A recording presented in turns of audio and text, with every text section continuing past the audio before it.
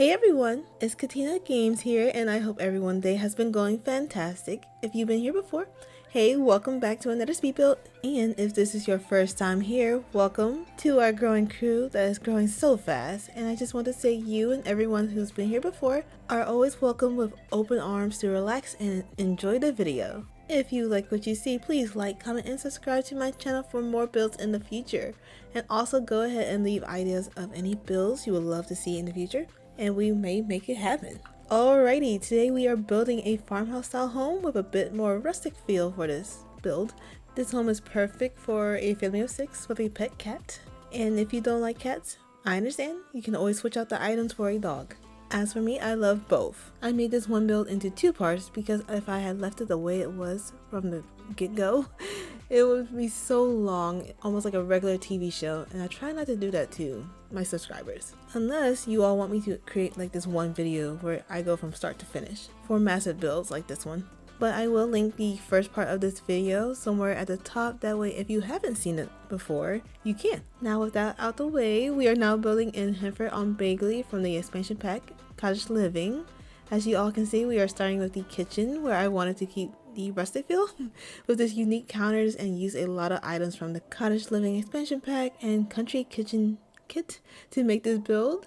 What I love the most about this build is that the coffee area that I added to help the Sim parents prepare for each day and can make breakfast for the kids in the morning. But in all seriousness, the amount of times I went through this kitchen and trial and error trying to decide what kind of counters to use, it was a struggle.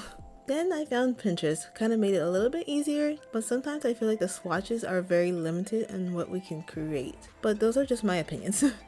But yeah, my ultimate goal was to make sure this kitchen was functional for family gatherings for lunch and breakfast. Oh, and I also love the amount of clutter that I was able to add in this build, just because over time I've noticed that we've gotten fortunately a lot more clutter items for the kitchen. But is it crazy that I still feel like we need more clutter items?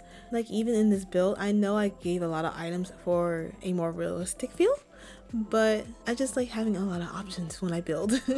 Now we are heading on into the living room, where I wanted to carry the blue theme from the kitchen to this area. That way the home can kind of seamlessly flow together in design.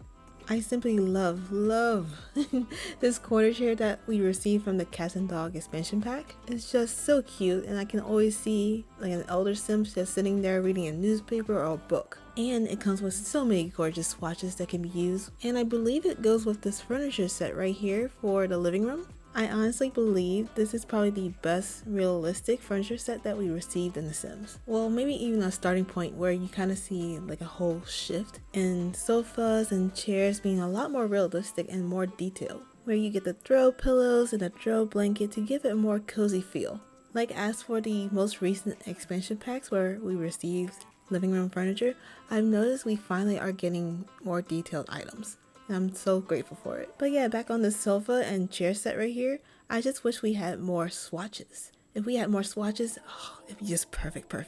But yeah, I made this whole living room a little bit bigger than my usual living rooms, just because this is more of a family home, where the extra space will be perfect for like holiday celebrations, birthday parties, all the works basically. That way you are able to really take some photos and make some memories for your Sims, if you choose to play in this house. Like I already know, I'm going to be using this home a lot in my future games, just because I have a lot of ideas right now of what I would love to use for my future Sim families. Which in the future I am planning to have an actual Let's Play. I'm super nervous, that's kind of the reason why I haven't done it yet. But it's coming, just because I know the expansion pack getting together is coming out soon. And when I play The Sims, I love family gameplay, but I do add a little drama. As you all are watching this, I do have a question for you all, and leave a comment below of your thoughts. I would love to know, what are y'all's thoughts on the new expansion pack getting together? Like I love the features that I've seen in the recent gameplay, although if you've been around The Sims for a long time, like most of us, you know how things can go. Like I just want this game to do so well, I really do. So I'm hoping that the expansion pack lives up to everything and all the hype that's going on. But yeah, stay tuned for the future Let's Play, where I'll actually be using the expansion pack and that gameplay coming soon. And with that, I believe we're moving on over to the entryway. I just love entryways just because you can do so much for a small little space. And I feel like entryways are the perfect way to kind of prepare yourself before you walk into someone's home. But for the most part, I kept this little area kind of simple and rustic. Then we are moving on over to the office area. I made this office very much a dual functioning area where I thought of like one of the sim parents who are very much into business or just really active on the computer, but also in their free time, maybe they stream or they stream with their kids. And I love how this little area kind of turned out because most of the items in this area is from the home decorator game pack, which has to be my favorite game pack of all time. It's so detailed, you have so many items, it's just the perfect game pack to be honest. Again, I went with a very rustic feel, using the color blue with lighter tones to give a very relaxing feel. Now we're moving on over to the laundry room. In this build, I already knew I wanted a pretty large laundry room, mainly because the laundry rooms in the past were very small and compacted. For this living room, I really wanted it to be different, where you even have a little seating area, that way the sim can read their book while they wait for the laundry to be done. Although you're seeing me build this laundry room, this whole idea and layout is the same, but I do end up changing the whole color scheme. I'll leave a screenshot for you all to see what I mean. I kept it pretty neutral for the whole laundry area. Of course, you can still see splashes of blue, just like the rest of the household. What I thought was super cool about this whole area, you have like little ounces of orange that is splashed around this whole room. I like it because it gives a nice little pop of color and is a nice contrast against the color blue. Okay, what you're gonna see now are some screenshots of the dining room and the sunroom, just because the files for these specific rooms somehow got corrupted, making me feel just like this.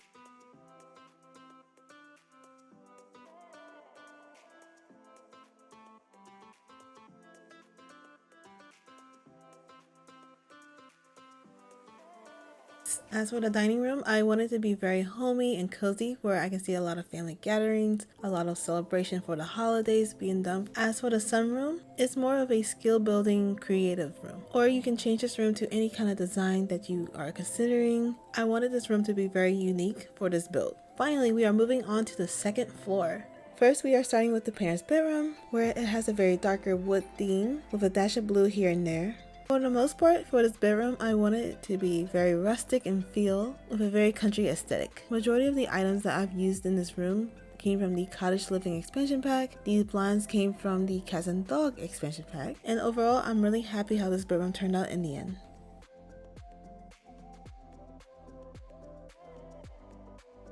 Now we are moving on over to the first child's bedroom. She's a teen that's really interested in the color blue and designing and doing artwork.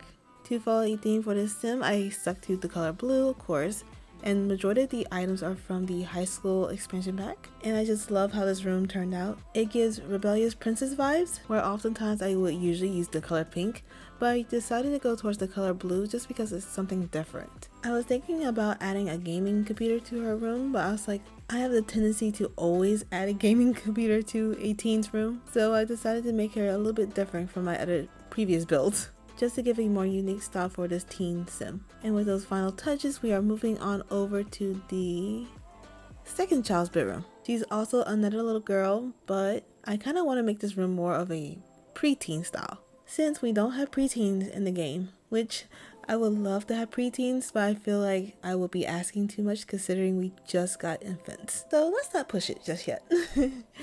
But yeah, you can see in this build that she's starting to kind of transition from just being a child to a preteen, where she's got her own unique style. Like, she still has kid toys, but you can kind of see where she's adding more teen related items. I really love how this room kind of turned out just because it's different from anything I've built in the past. I love that it's colorful, it's bright, but you can kind of see how she's starting to fall in love with the boho style, which appears to be very different from her older sister, who has more of a elegant side to her. And finally, we are moving on over to the twin boys' bedroom.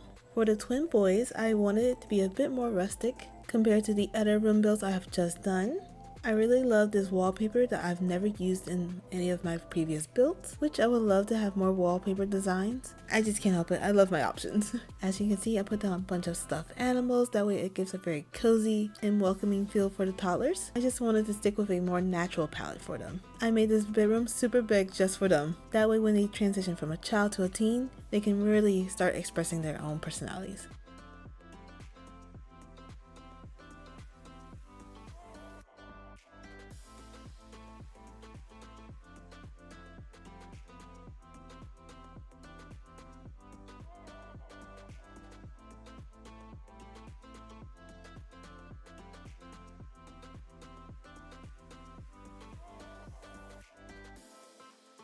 Now we are finishing up this bedroom and moving on over to the master bathroom. In this master bathroom, I wanted it to be still rustic but more updated, with modern features, a personalized stand-up shower, you name it. I wanted it to be fancy basically. I added plenty of clutter for this bathroom to make it feel more lived in, and I'm really happy of how this bathroom pulled together, and I followed this kind of style and theme for the other two bathrooms that are located on the same floor. This idea actually came from Sim Lissy. All the bathrooms seem like they're the same, but they each have their own style or features to make them each different. One bathroom might have a bathtub combo shower, one bathroom might have just a shower. That way there are different variations for each bathroom. Plus, it makes everything less complicated when you're designing a bathroom. But yeah, as I continued to build bathrooms, I realized the use of browns and creams and the color white are your best friends whenever you want to create something really nice. I know it's just because it's all neutrals and that way everything kind of seamlessly go together, but really it's super pretty when you're pairing items together. Now we are going to transition into this long hallway where I'm adding different little things to really change up this whole area. That way I don't leave it bland and empty and too bare. My goal for the whole area is to make this as simple and as well decorated as I could. My favorite thing to add to areas where it's like super empty is like a table, a mirror, and clutter items. That's basically my favorite thing to do in these kind of spaces. Like what I'm showing you right now. And if I'm not using that technique, I have a tendency to use these large paintings to really fill up the wall space. That way they're not left bare and empty. Then I also really love that I added this little linen area where you can see all the towels, the toilet papers, and just some extra items to really make it feel realistic. Since we don't have linen closets, or well, I guess you could make your own, but you can't really use them. Now we are transitioning back outside where I'm adding the final touches to this whole backyard. I love adding these fountains to this build just because this backyard is kind of romantic in style with all the flowers and archways, so I thought it would be fitting to add like 1 or 2 fountains. Then we are adding some more extra items in the front of this build, and after doing that you'll see me add some extra skill building items for kids in the final extra room that's on the 2nd floor. I don't know how I forgot to build in that room, but I did. But that room can be used for anything you wish to create it. You could turn it into a tiny study room, a kids playroom, a tiny movie room, just endless ideas. But yeah, that should be it for this build. I hope you all enjoy watching it, and I truly appreciate all those who took the time to watch all the way through. I know there are parts where I didn't talk as much. That's my inner introverted side coming through, but it's usually a rare occasion. Again, I hope you all enjoy this build, and this build can be found on the gallery under Cantina Games for easy download. And with that, I hope you all have a fantastic day, and I cannot wait to see you all in my next video. Bye everyone!